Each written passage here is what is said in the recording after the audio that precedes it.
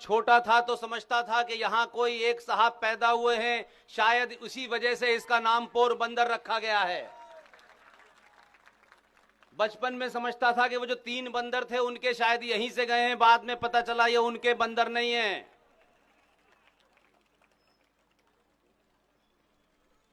इस शहर की पहचान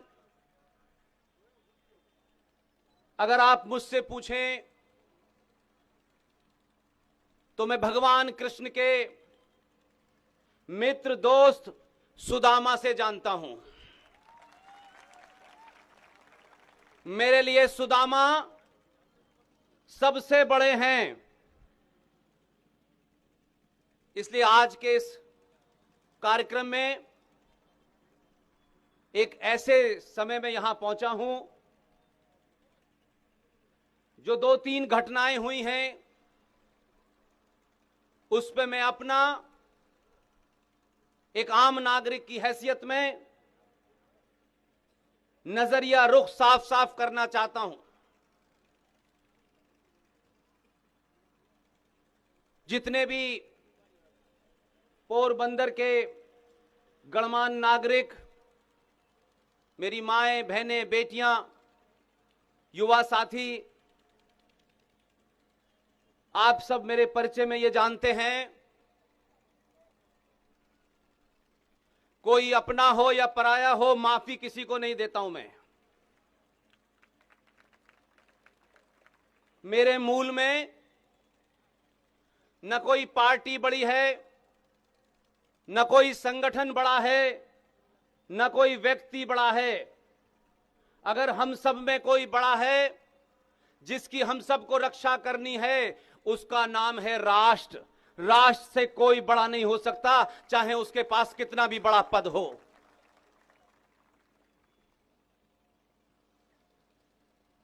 आज का जो प्रोग्राम आयोजित किया गया है,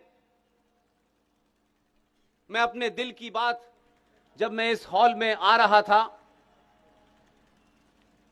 तब से इस मंच तक पहुंचते पहुंचते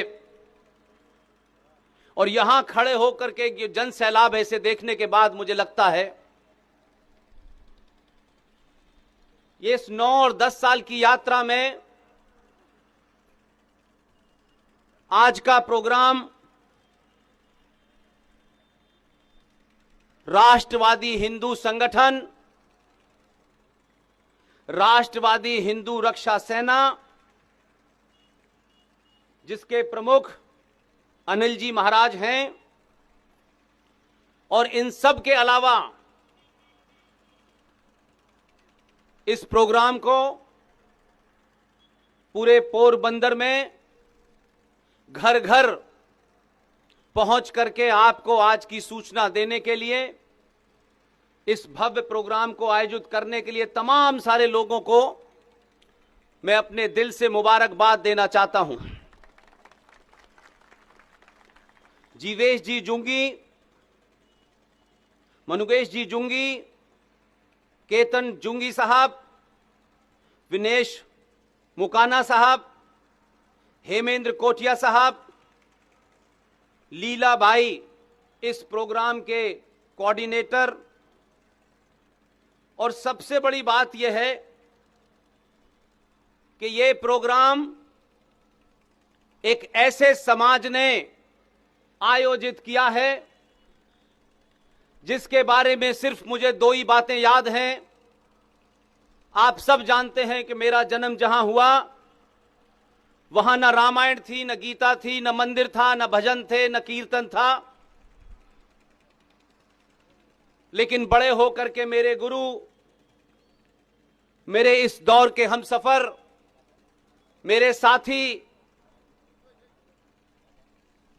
पूर्व सेना के कर्नल, रॉ के बड़े अधिकारी, और पूरे देश में टेलीविजन पर आताताई और इस्लामिक जिहादियों का टेलीविजन पे खुल के सामना करने वाले कर्नल आर सिंह साहब ने, मैं जब चल रहा था तो मेरे मन में एक बात थी। मैंने कहा एक प्रसंग आप मुझे बार बार बताते हैं, मैं पहली बार एक ऐसे समाज के बीच में जा रहा हूं जिसके बारे में इस देश के जातिवादी नेताओं ने, स्वार्थी और मक्कार नेताओं ने, जो इस समाज का पुरुषार्थ था, जो इस समाज की पहचान थी, उसको बड़ा बौना करके बताया।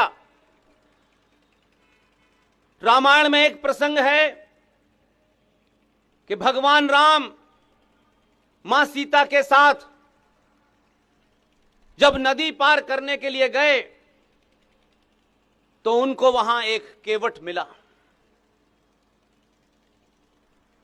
और जब उन्होंने केवट से नदी पार करने के लिए कुछ कहा तो उसने राम के बारे में बड़ी उनकी महिमा मंडित किया, और जब नदी पार कराई तो भगवान राम ने मां सीता से कहा कि इस केवट को कुछ दीजिए, तो वो लेने के लिए तैयार नहीं हुआ। मां सीता ने कुछ सोने का उनको देने की कोशिश की। ये बात इसलिए आपके सामने रख रहा हूं कि हमारा समाज कभी भी किसी भी कालखंड में, भारत भूमि हमेशा कर्म प्रधान रही है, जाति प्रधान नहीं रही। इस देश के मक्कार नेताओं ने और धर्म के ठेकेदारों ने हर जगह जाति का विश्वास ज्यादा किया और कर्म पे ध्यान नहीं दिया। उस मल्ला ने, उस केवट ने पैसे लेने से, सोना लेने से मने किया, और जो शब्द कहे कि प्रभु आप मेरी जाति को न बिगाड़ें, तो भगवान राम ने कहा कि मेरी जाति और तुम्हारी जाति एक कैसे हुई? तब वो केवट जो जवाब देता है, तब पता चलता है कि हमारे यहां जाति नहीं थी, कर्म था।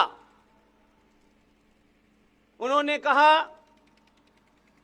कि हमने तो सिर्फ अपनी जाति का धर्म निभाया है कि आपको गंगा पार कराई है, और आप मुझे पैसे दे करके मेरी जाति का अपमान मत कीजिए, क्योंकि अपनों से कोई पैसे नहीं लेता है। मेरी जाति और आपकी जाति एक ही है। भगवान राम ने पूछा कि मेरी जाति तुम्हारी जाति एक कैसे है?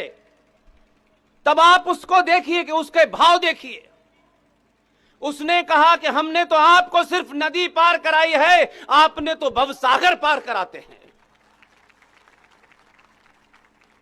इसलिए आज पूरे देश में हजारों लोग, करोड़ों लोग संगठनों और बड़े बड़े पाखंडियों से बाहर निकल आए हैं, बड़े बड़े राजनीतिक दलों के दलालों से बाहर निकल आए हैं, और इस देश में एक नई जागृति पैदा हो रही है। 2022 का भारत कोई झूठ, कोई मक्कारी, कोई मैनिपुलेशन नहीं सुनना चाहता।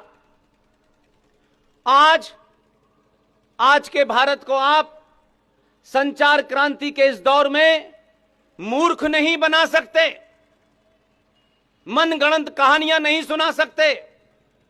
आज का युवा जो भी कुछ जानना चाहता है, तथ्यों पे, तर्कों पे, लॉजिक और रीजन के साथ, रेफरेंस के साथ सुनना चाहता है। इसलिए अगर जो लोग बार बार ये कहते हैं कि आज का युवा जो है कुछ सुनना नहीं चाहता, मेरी उनसे विनती है, अपने गरिबान में झांकिए कि आप उसे सच बताना नहीं चाहते, कि अगर सच बता देंगे तो आपका पाखंड खुल जाएगा। इसलिए निडर होकर बात कीजिए। ये कायरों का भारत नहीं है, ये डरपोकों का भारत नहीं है, ये झूठे मक्कारों का भारत नहीं है कि हम बहुत बड़े संगठन के ठेकेदार हैं और हमने ठेका ले लिया है, इसलिए हम जो कह रहे हैं वो सही है। ये गलत है। बहुत लोगों की पोल खुली है पिछले 10 बार, बहुत लोगों के चेहरों से नकाब उतरे हैं, और अब ये नकाब हर चौराहे चौराहे उतर रहे हैं, तो उनकी परिभाषा बदल रही है। मुझे बताया गया कि आपके यहां पोरबंदर में भी भाईचारे की बीमारी हो गई है। आप जो बात कोई धूर्त आपको अपने राजनीतिक और धार्मिक स्वार्थों के कारण कहे तो उसमें उसका स्वार्थ तो सिद्धि हो सकती है, लेकिन ऐसे धूर्त मक्कारों से इसलिए दूर रहिए कि जब आप किसी के स्वार्थों की पूर्ति के लिए झूठे नारे, झूठे नैरेटिव गढ़ लेते हैं, उससे राष्ट्र नुकसान होता है। इसलिए यह भी कहा गया कि भारत में भाईचारा है। एक शख्स को इस देश में, उस देश के चाटुकारों ने, सत्ता में जो बैठे हुए लोग थे, सत्ताओं के दलालों ने, जो अध्यापक थे, जो विश्वविद्यालयों में पढ़ाते थे, जो स्कूल में पढ़ाते थे, जो अलग अलग चौराहों पे, गलियों में करोड़ों की गिनती में मिलते हैं, किसी में ईमानदारी नहीं है कि आप सच को सच कहें। वो सच किस जाति के आदमी ने कहा, किस पार्टी के आदमी ने कहा, किस संगठन ने कहा, यह महत्वपूर्ण नहीं है। महत्वपूर्ण यह है कि जिसने भी सच बात बता दी थी, अगर उसको आज 2022 के भारत में अगर उसको आज भी नहीं जानना चाहते हैं तो याद रखिएगा, हम सब इस संसार में अपना रोल प्ले करने आए हैं। यह चलता रहेगा अनादिकाल तक। हम सबको अपनी भूमिका तय करनी है और उस भूमिका के हिसाब से काम करके चले जाना है। सब कुछ हमारे सामने होगा। इस बदलाव में फायदा नुकसान हमें ही होगा, ऐसा नहीं है।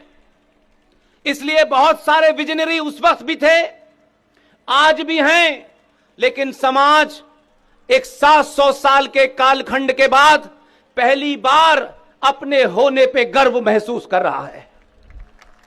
और बहुत सारे लोगों को सच से डर लगने लगा है। इसलिए वो ऐन कैन प्रकरण में, अलग अलग वेशभूषा में आपके बीच में एक बार फिर अपने स्वार्थों को राष्ट्र के स्वार्थ से ऊपर रखकर बकवास कर रहे हैं। ऐसे लोगों को चौराहे चौराहे नकाबपोश कीजिए। अगर आपने नहीं करा, मैंने नहीं करा, आर.एस. सिंह, जी.डी. बख्शी, सुशील पंडित, प्रोफेसर कपिल कुमार, ललित अंबरदार, अगर इन लोगों ने नहीं किया तो आने वाली पीढ़ी भी आपको कब्रों से निकाल के आपको मारेगी। बी.आर. अंबेडकर, जिसका नाम पूरी दुनिया जानती है, यह उनकी कही हुई बात है, मेरी नहीं है। हमारे स्वार्थी लोगों ने आपको रास्ता दिखाया, तथ्य दिखाए, फैक्ट पे बात करी, लेकिन नहीं, क्योंकि हम डरपोक और चाटुकार लोग थे, इसलिए हम लोगों ने बहादुरों को कभी नहीं चुना, बहादुरों के पीछे कभी नहीं खड़े हुए। हम चाटुकारों के पीछे खड़े हुए और 70 साल से इस देश में चाटुकारों को चुना गया। बी.आर. अंबेडकर ने अपनी किताब पाकिस्तान और पार्टीशन ऑफ इंडिया, उसके पेज नंबर 375 पर साफ साफ लिखा। अंबेडकर ये लिख के चले गए, लेकिन ये बात हमको नहीं पढ़ाई। फूल वाले चाचा की झूठी मक्कारी बातें पढ़ाई गई। और इसी शहर से निकले थे एक 2 अक्टूबर को। उन्होंने बची कुची कसर पूरी कर दी। लोग आज कहते हैं मिलावट हो रही है। दाल में कंकड़ मिलाने से किसी व्यक्ति का स्वास्थ्य खराब हो सकता है, लेकिन राष्ट्रों में मिलावट करने से सभ्यताएं समाप्त हो जाती हैं।